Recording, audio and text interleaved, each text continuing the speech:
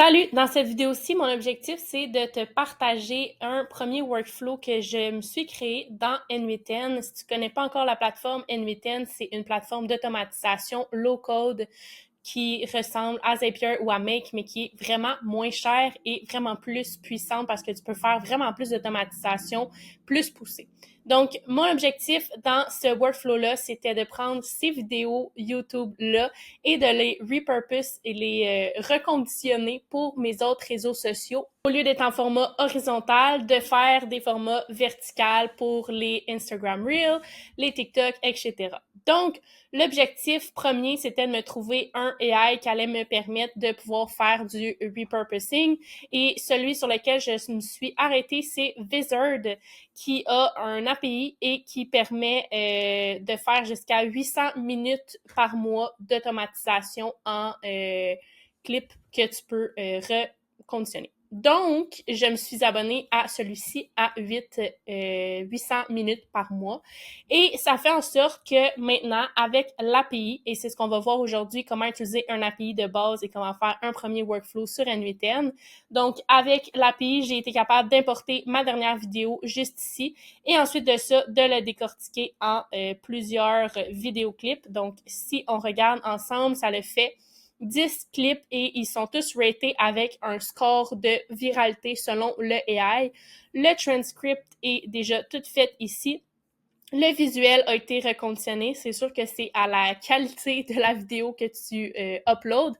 Donc, tu verras que la qualité de ma caméra sur mon ordi est vraiment pas top. Donc, quand ça zoome en vertical, ça fait pas le meilleur des vidéos, mais on fait avec ce qu'on a. Donc, tu vois en dessous, juste ici, les sous-titres qui se sont auto-générés. Et là, tu vois que ça bug. Ça, c'est mon ordi qui bug dans la vraie vidéo initiale. Donc, c'est exactement ce qu'on voit ici dans le workflow. Donc, avec un timer qui fait le déclencheur de notre automatisation, on va chercher la dernière vidéo, on l'envoie vers Vizard AI pour pouvoir le passer dans le AI, que ça fasse le transcript, que ça décide des 10 meilleurs moments, que ça inscrive tous les sous-titres sur les vidéos qu'ils aura générées. Et ensuite de ça, ici, je mettais un 15 minutes, c'est juste que de pause, le temps que ça génère le tout. C'est juste que dans mes tests, 15 minutes à attendre, c'est vraiment long. Je l'ai désactivé, je l'ai enlevé. Et ensuite de ça, on va rechercher les clips. On les split pour que un à la fois ça aille s'ajouter dans Airtable. Et éventuellement, sur mon Airtable, je vais faire en sorte que je puisse automatiquement venir publier ces différentes vidéos-là sur mon Instagram et mon TikTok. Donc, ça sera probablement une part 2 de cette vidéo-là que je posterai éventuellement. Mais pour l'instant, je voulais principalement vous montrer comment travailler avec un API et comment faire vos premières automatisations sur N8N. Donc, comment est-ce qu'on commence avec un workflow sur N8N? Ça nous prend toujours un déclencheur. Donc, ici, on a les différents déclencheurs, donc on peut le trigger manuellement. On peut dire que c'est par rapport à un app qui déclenche quelque chose. Le petit downside de N8N, c'est qu'il y a beaucoup moins de connexions intégrées comparativement à Zapier qui doit être rendu à quelque chose comme 7 ou 8 000 connexions avec des applications externes. Sur N8N, il y en a que 400 environ, donc il faut souvent aller travailler avec des nodes de HTTP pour faire des calls aux API avec des posts, des get, des puts, etc. Ce qu'on va voir rapidement avec Vizard, étant donné que Vizard a un API ultra simple, je voulais vous le partager aujourd'hui. Donc, dans le cas de notre workflow, je vais diminuer ma face, comme ça, merci. Donc, dans le cas de YouTube, qu'on voulait que ça soit notre trigger, si on va sur On App Event, on voit ici que les deux seuls triggers déclencheurs sont on a schedule, fait qu'à tous les mois, à tous les jours, à toutes les semaines, à toutes les 2 semaines, bref, ce qu'on aura déterminé ici, c'est un trigger ou sur un webhook call. Dans le cas de YouTube, il n'y a pas de déclencheur plus personnalisé que ces deux-là, donc il faut travailler avec. Mais par exemple, qu'on travaillerait avec Airtable, on aurait par exemple un trigger qui commence à chaque fois qu'il y a un nouvel événement sur Airtable. Puis là, ici, on viendrait déterminer c'est quoi ce fameux événement-là qui va déclencher. Étant donné qu'on n'a pas de déclencheur directement sur YouTube, ce qu'on a dû venir faire, c'est d'ajouter un schedule trigger. Moi, je prévois poster à peu près aux semaines les lundis. Donc, le lundi soir, ça viendrait automatiquement déclencher cette automatisation-là. Donc, super simple, c'est quoi le trigger intervalle? C'est à chaque semaine. C'est quoi les semaines entre les triggers? Il y en a juste un. C'est quoi le trigger des weekdays à tous les lundis? Et c'est quoi l'heure à toutes les 8h PM? Si je voudrais mettre 8h30, j'aurais mis 30 ici. Donc, une fois qu'on a notre déclencheur, là, on peut venir mettre notre action ou notre retriever de YouTube. Dans ce cas-ci, je suis venue connecter mon compte. J'ai dit, la ressource que je veux que tu cherches, c'est les vidéos. Et je veux que tu en recherches plusieurs. Dans ce cas-ci, juste une. Ensuite de ça, ça me demande c'est quoi mon ID channel que j'ai été chercher et c'est quoi le genre de filtre pour aller chercher la plus récente. C'est celle qui a été published avant maintenant. Donc, la première avant maintenant, c'est la plus récente. Et donc, ici, je suis venue mettre mon JSON. Donc, là où je disais qu'il était un petit peu moins convivial N8N, c'est qu'on doit travailler avec du JSON, mais on est à l'ère où ChatGPT, c'est notre best friend. Donc, on a juste à demander à ChatGPT, « Hey, c'est quoi faut que je mette si je veux mettre publish avant maintenant? » Puis, il va te sortir exactement comme ça. Tu fais un beau copier-coller. Ensuite de ça, ce que je veux faire, c'est de prendre l'information de YouTube et de l'envoyer sur l'API de Vizard.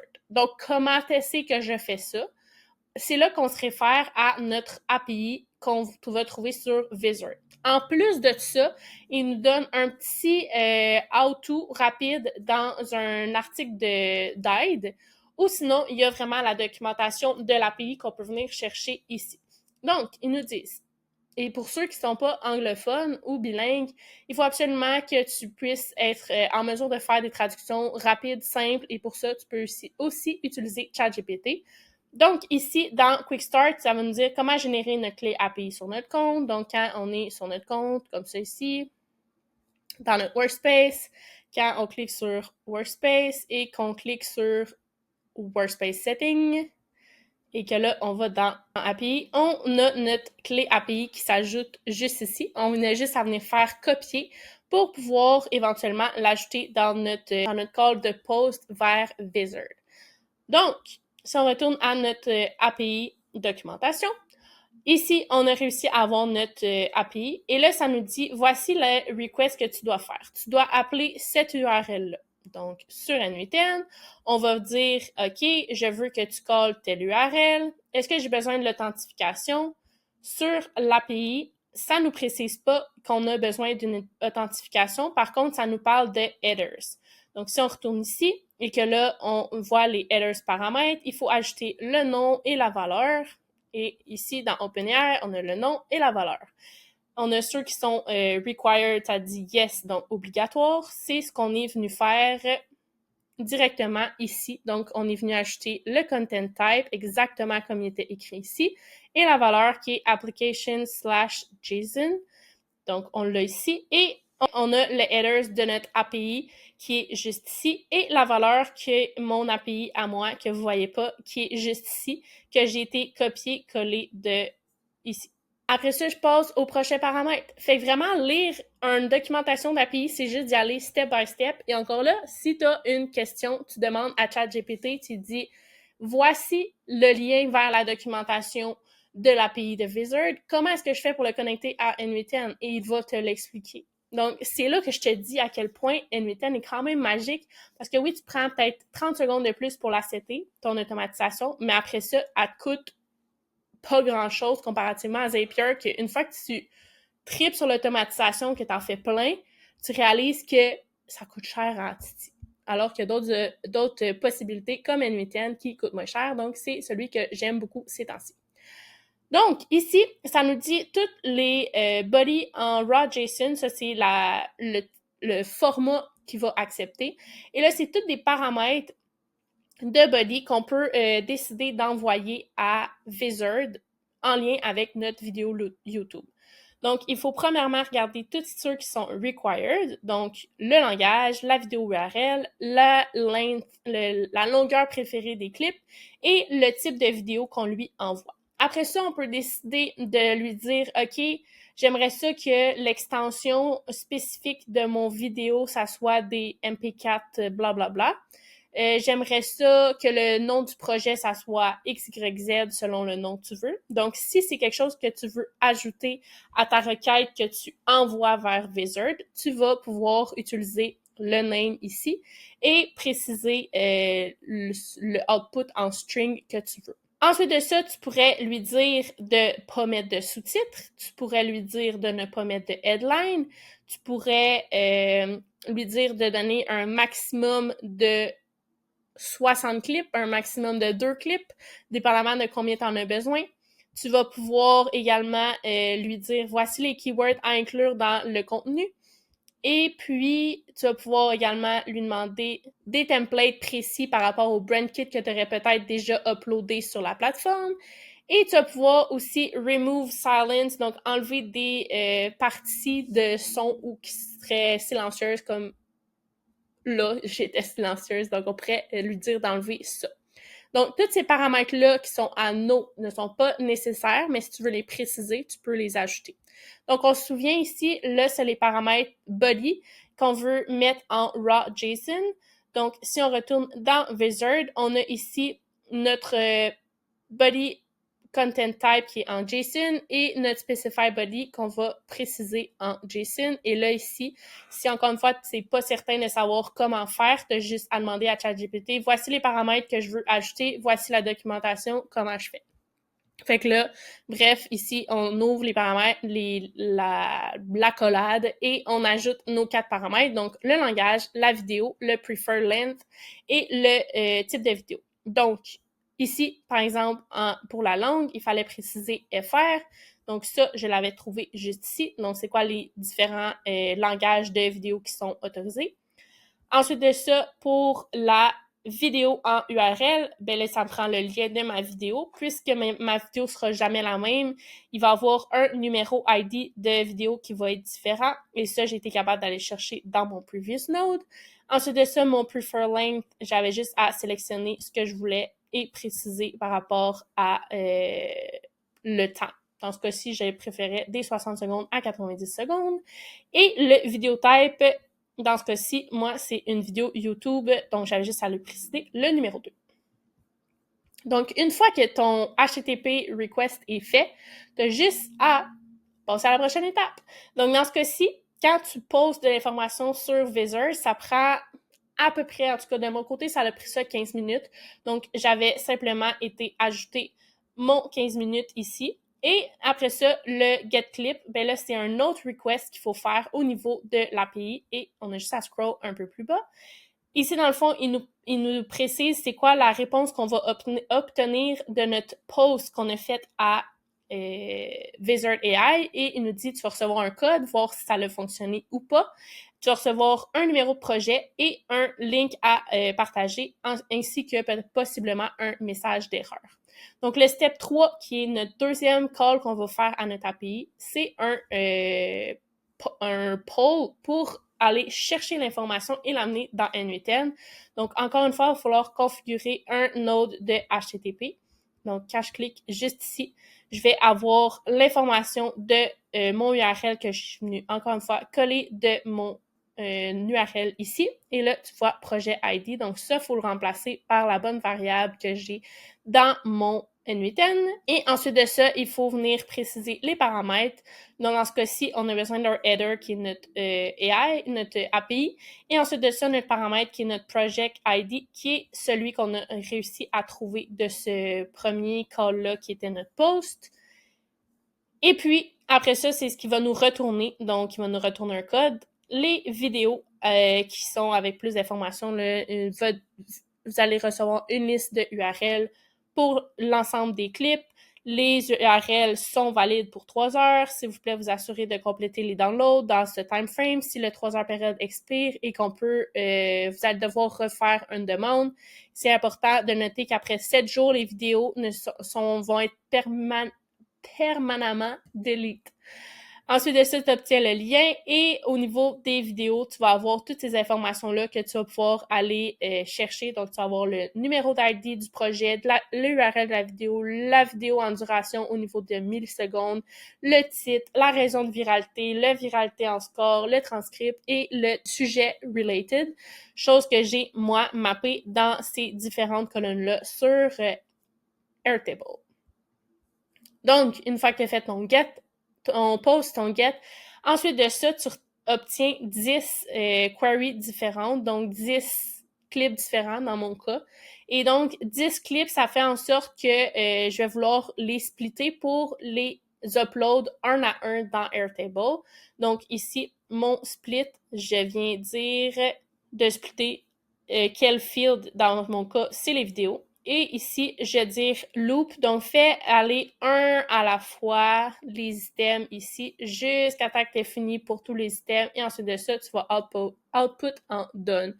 De mon côté, c'est ce qui conclut l'automatisation que j'ai besoin actuellement pour envoyer les informations vers Airtable. Je pourrais avoir une autre automatisation qui dit à chaque fois qu'il y a des items qui s'ajoutent sur Airtable, prévoit une date de publication, prévoit la description qui va être en dessous de la vidéo, prévoit un titre, prévoit des hashtags. Ça pourrait être dans une prochaine automatisation. Donc voilà, je voulais faire un survol ultra rapide de comment utiliser un API rapidement et également faire une première automatisation vraiment high level, overview rapide de ce qui est possible de faire dans N8N pour un cas concret que j'ai et que je vais appliquer dans mon entreprise.